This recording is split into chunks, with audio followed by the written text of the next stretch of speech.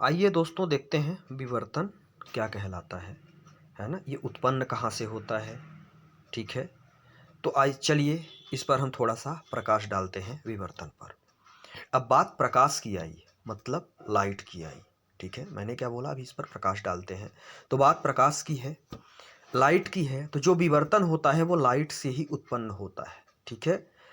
Light की raise से ही उत्पन्न होता है, ठीक है। आइए देखते हैं होता क्या है।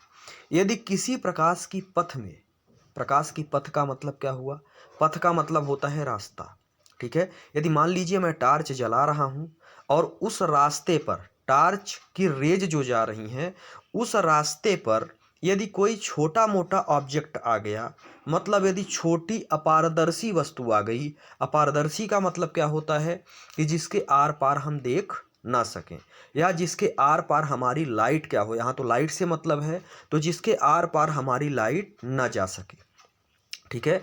तो किसी प्रकाश के पथ में रखी अपारदर्शी वस्तु अत्यंत छोटी हो, देखिए यदि दीवार पर आप टार्च मारेंगे, ठीक है, दीवार पर यदि आप लाइट मारेंगे तो दीवार के उधर तो 1% लाइट नहीं जाएगी, ठीक है, आर पार नहीं हो पाएगी, क्योंकि वो ऑब्जेक्ट क्या है, बहुत बड़ा है। तो वहां पर हम विवर्तन नहीं करा सकते या विवर्तन नहीं हो पाएगा।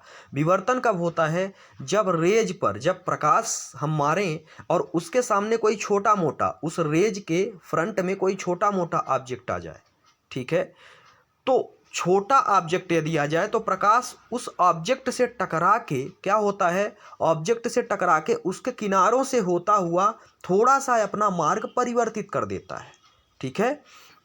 वही परिभाषा में लिखा हुआ है कि सरल रेखा में चलने के बजाय, बिल्कुल सीधी रेखा में जा रहा था, बीच में आपने छोटा सा ऑब्जेक्ट, अपारदर्शी ऑब्जेक्ट रख दिया, तो वो क्या होता है, वो सीधी रेखा में न जाने के बजाय वो क्या होता है, उसके किनारों से टकरा के थोड़ा सा बेंड हो जाता है, मुड़ जाता है। और जो यही मुड़ने की प्रवृत्ति होती है, यही क्या कहलाती है, यही कहलाती है प्रकाश का विवर्तन। इसी को हम प्रकाश का विवर्तन कहते हैं। अब आइए, ये छोटा सा ये फिगर मैंने नीचे रखा हुआ है, एक स्क्रू रखा हुआ है, ठीक है। इस पर मैंने क्या किया, टॉर्च मारने का प्रयास किया।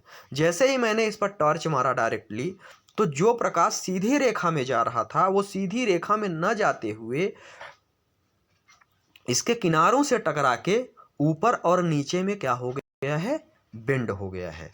तो इसी प्रक्रिया को हम क्या कहते हैं, विवर्तन कहते हैं।